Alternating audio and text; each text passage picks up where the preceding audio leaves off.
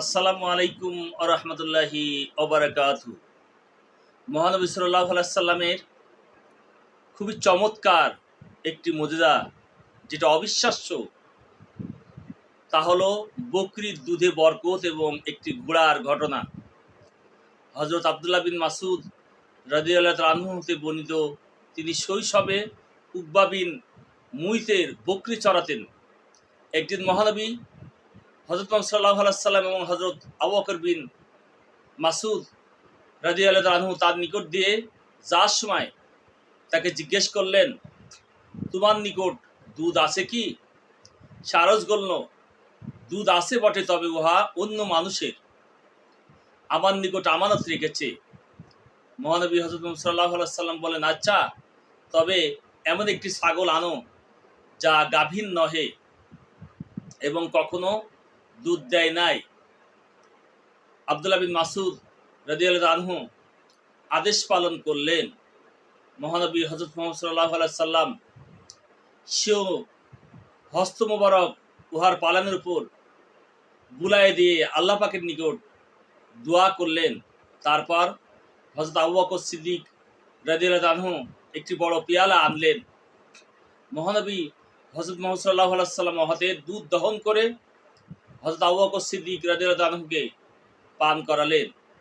তারপর তিনি ওই পালানকে লক্ষ্য করে বললেন, চুপসায়ে যাও। সঙ্গে সঙ্গে উহা আগের মতো মিশে গেল। মহানবী হযরত মুহাম্মদ সাল্লাল্লাহু আলাইহি সাল্লামের এই বিস্ময়কর মুজিজা দেখে ইবনে মাসউদ রাদিয়াল্লাহু আনহু ইসলাম গ্রহণ করলেন। এই মুজিজাটিকেই ইবনে মাসউদের ইসলাম গ্রহণের কারণ হিসাবে বর্ণনা করা হয়ে থাকে।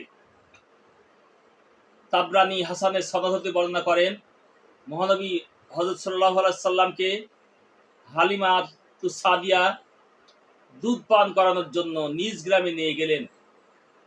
ওই সময় সেখানে দুর্ভিক্ষ অবস্থা বিরাজ করতেছিল। মাঠগুলো ছিল প্রায় ঘাস শূন্য, কিন্তু মহানবী হযরত মুহাম্মদ সাল্লাল্লাহু আলাইহি সাল্লামের বরকতে হযরত হালিমার বকরিগুলি চারণভূমি হতে পেট ভরে আহার করে বাড়ি ফিরত। উহাদের পালানগুলি দুধে পরিপূর্ণ হয়ে থাকত, অথচ অন্যান্য মানুষের বকরিগুলি মাঠ হতে ভুখা ফিরে আসতো, অর্থাৎ ক্ষুধার্ত অবস্থায় ফিরে আসতো। আর উহাদের পালানগুলি এক ফোঁটা দুধও থাকতো না, পালানগুলি শুকনো থাকতো।